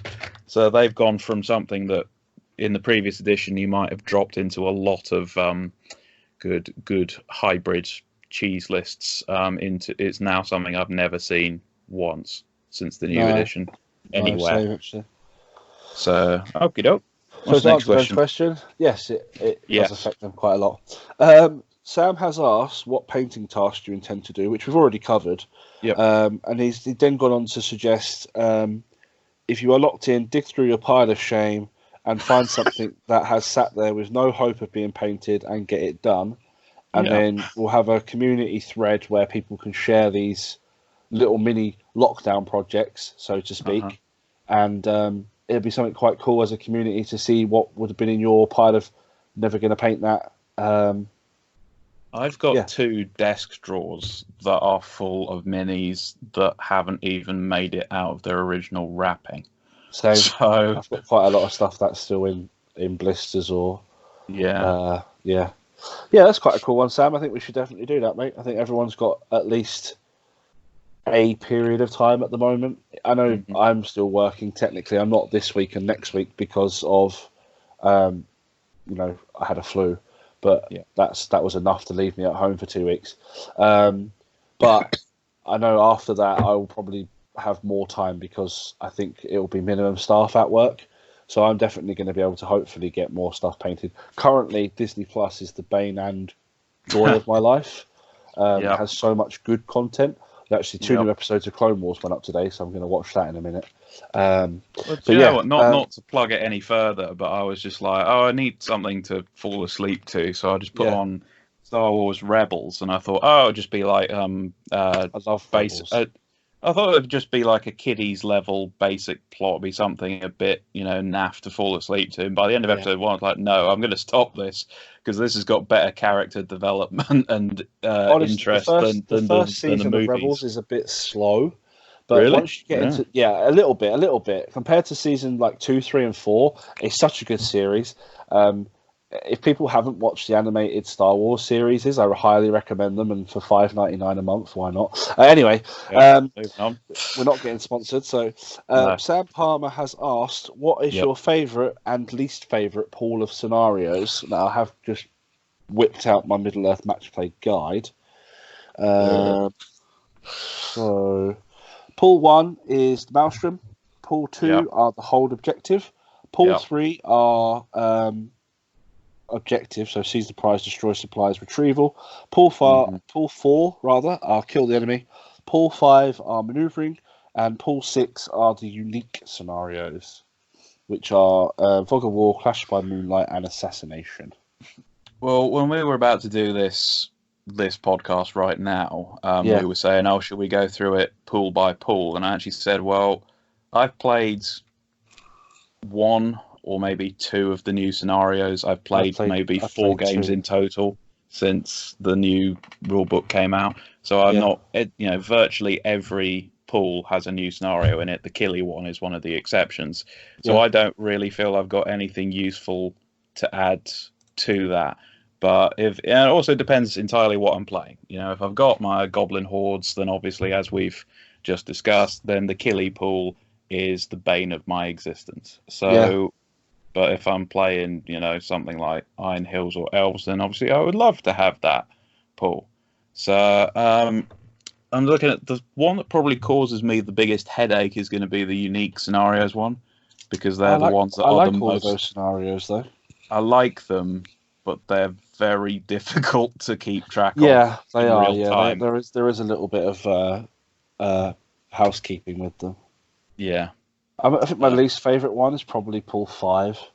I hate the maneuvering ones. I hate Storm the Camp. I'm not a fan of. I don't mind Reconnoiter, but I wouldn't say. If I was to pick a set of 6, it would probably be 7 of. You know what I mean? Like it. It's. Yeah. I don't dislike it, so to speak, but I'm not a fan of it. So like, I'll happily play it, and I know how to play it, but I'm not a fan of it. And Divide and Conquer, I've never played, but again, it's. The other 2 kind of do it enough for me to say I don't really like it. And then I guess ones I like off the list.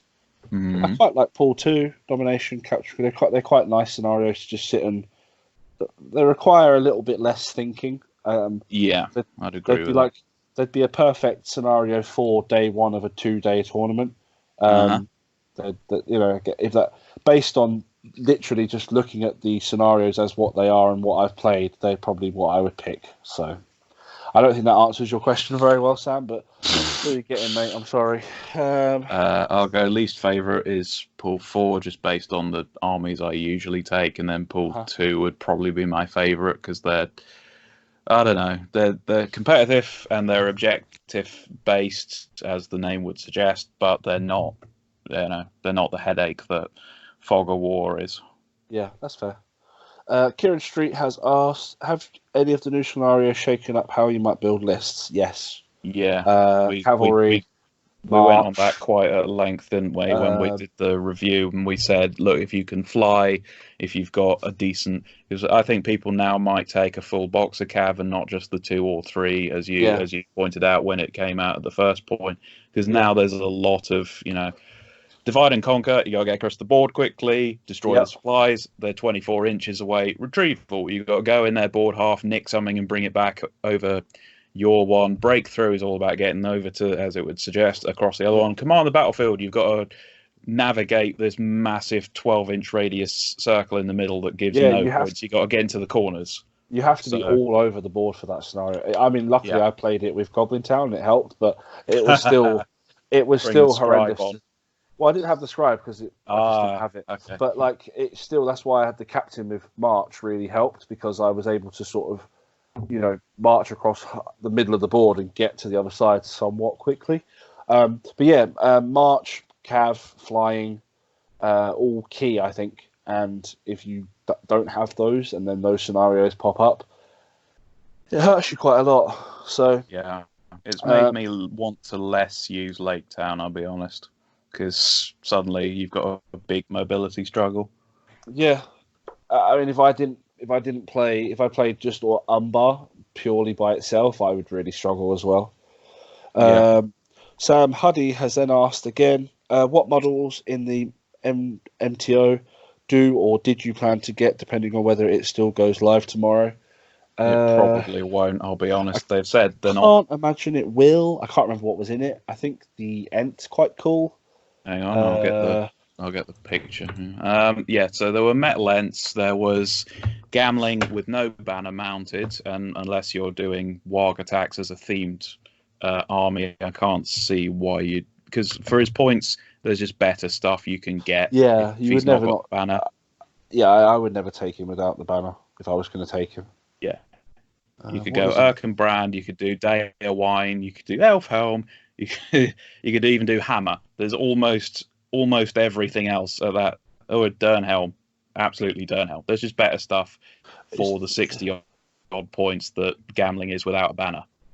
Yeah, and the banner's so good. You literally hurt in your list not to take the banner. And there's the Gimli on the Dead Uruk-hai, which is a 40 mil base, so you would never use it as a Gimli model in game. So it's literally cool just model to paint up and look nice. It's definitely they're not for me. Haldir's Elves are the first ones to get a second re-release, and off my head. The Metal Warg Riders, which some people have been after for a while. Oh, wait, no, that's winning armies at the Grand Tournament. Check that out. Jasmine wrote a Siege Tactica, which is available in the Great British Hobbit League Facebook group, and I strongly recommend reading that because it is incredibly good tactics. Now we've got Krebine. We have the Keeper of the Dungeons, which is a Matt Perry sculpt, and it looks quite nice. So they're discontinuing the old Keeper of the Dungeons. Yeah. Krebine are out. In terms of the made order, there's also mounted Legolas. There's an old mounted Theoden, again from the Warg Attack box. Yeah, but I can't. In terms of games situations, there is no circumstance I wouldn't take Theoden with heavy armor. No, but it looks cool. It's a nice mod. It's more of a. I think this is. There's definitely more of a. The Legolas is probably going to be quite popular. Yeah, but I've got the mounted Hobbit Legolas, so I've got that one. Yeah. That one I've already got. The one that's been that picture. I think it's more of a collector's. The Warg Riders is quite cool, so you get some different poses. Mm-hmm. The Gimli's very cool, but it's a collector's piece.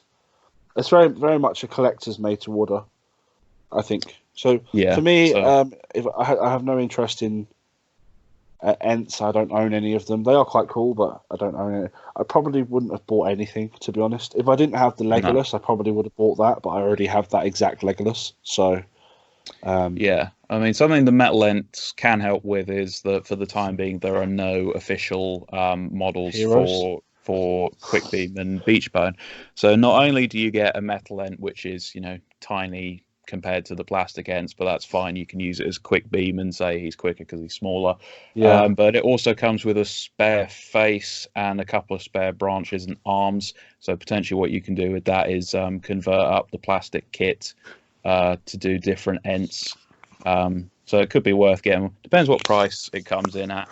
If it was like £20, then maybe, but yeah. Well, the plastic one is 25. The metal Treebeard is 35. Well, no, it's a resin Treebeard now, isn't it? So I would probably guess it's going to be 30 to 35. Yeah, that's fair. Okay. Other than that, Sam, no, I'm not going to get anything. I was going to get stuff for my event as prizes because I've got the whole Siege theme running through it. So I was going to potentially get the Gimli on the Uruk as a best painted prize and the battering ram as a best army or something along the lines. While I'm on that as a theme, because we've talked about display pieces, so I've just released a addendum to my event, assuming it will go ahead, which basically says, okay, so all of those display models like Arwen carrying Frodo and that sort of stuff, you can include them in these lists. Occasionally I've put some extra rules for them for the theme, but I just wanted people to be able to have some fun with models that otherwise don't get used. So, you did also add the trolls were green for Goblin Town. Yeah, because basically some lists don't scale up or down very well. So Arnor struggles to get over 500-600 points. So I said you can have one warband from Rivendell led by Glorfindel because that's thematic to how their particular war. And I also said, look, if you want to do certain points with eagles, because you get stuck with basically Gwaihir being something and 50. So I said, okay, you can have his brothers Meneldor the Landroval and Meneldor the Swift, who isn't his brother, but anyway, only other named eagles. And I said, okay, they're 125 points, so you can have those two, and then it rounds it up to a round figure. And also said you can have like all hero lists where you can drop heroes but then bring them back, because otherwise Ents are not going to stand a chance of being able to be usable in these lists. So that's quite cool. I hope people will enjoy list building, and it's significantly far into the future that hopefully, that's still realistically on once this lockdown is lifted. So the one thing I'm finishing some rules up for is a barrels out of bond list, because those are some display models that will just never get used otherwise. True. But obviously I'm not a professional rules writer, and I don't want to make something that's ridiculous. That's fair. But maybe somebody will take that. I mean, it's the most unrealistic siege army you can imagine. We're going to take this castle by floating into it on a river in barrels. But, it's solid strat there, mate. Solid strat. Well, it's not meant to be a serious tournament, so anyway. Any more questions? No more questions. Just a quick sort of PSA. We have got a few podcasts being recorded at the weekend. I guess we'll try and bring you one a week. Obviously, it's not going to be always possible.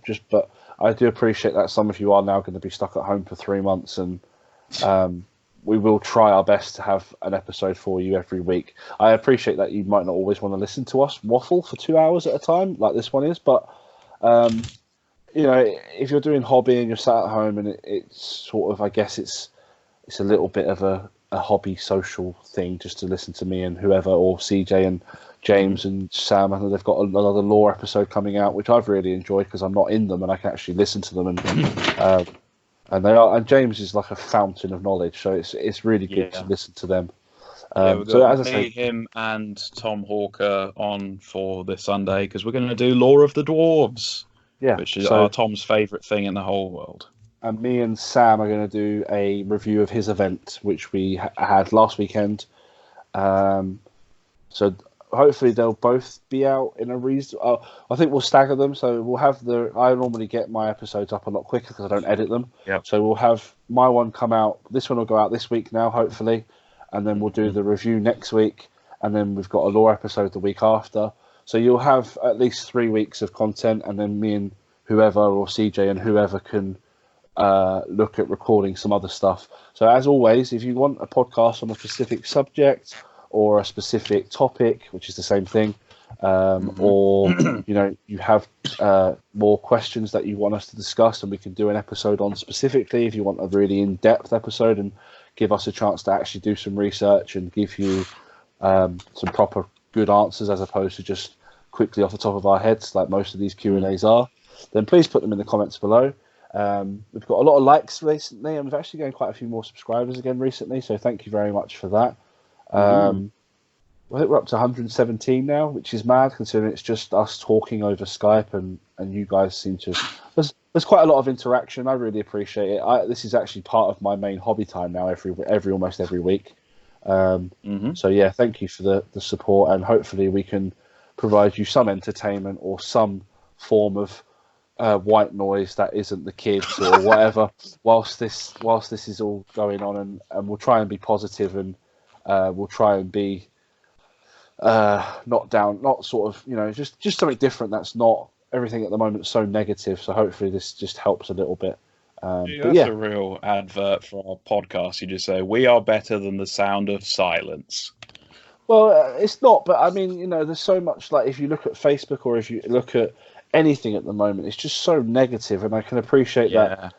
We don't always give I mean, for me, I often don't think about the things that we're talking about, and it's all off the top of my head, and sometimes I do. It's obviously not a great advertisement for myself as one of the hosts, but it's normally, I just like to come on here, talk from experience. Usually I've been playing this game for quite a long time. I had a little bit of a break, but it is what it is, and hopefully it just helps a little bit, and that's all I'm trying to say, really. So the last scenario review that we will do, the last 4 scenarios we haven't touched are Clash by Moonlight, Seize the Prize, Storm the Camp, and Fog of War. So we'll come on to that at a later point. Yep. For a podcast that I'm going to be doing in about a week's time, I would like people to leave in the comment section what is the unluckiest thing that has ever happened to them in a game. And basically we're just going to get Sam flooding the comments underneath with my bloody Rohan Royal Guard dropped his prize or something, whatever the story is. Okay. Yeah, that was bad. Okay, guys. So comment, like, share, and subscribe.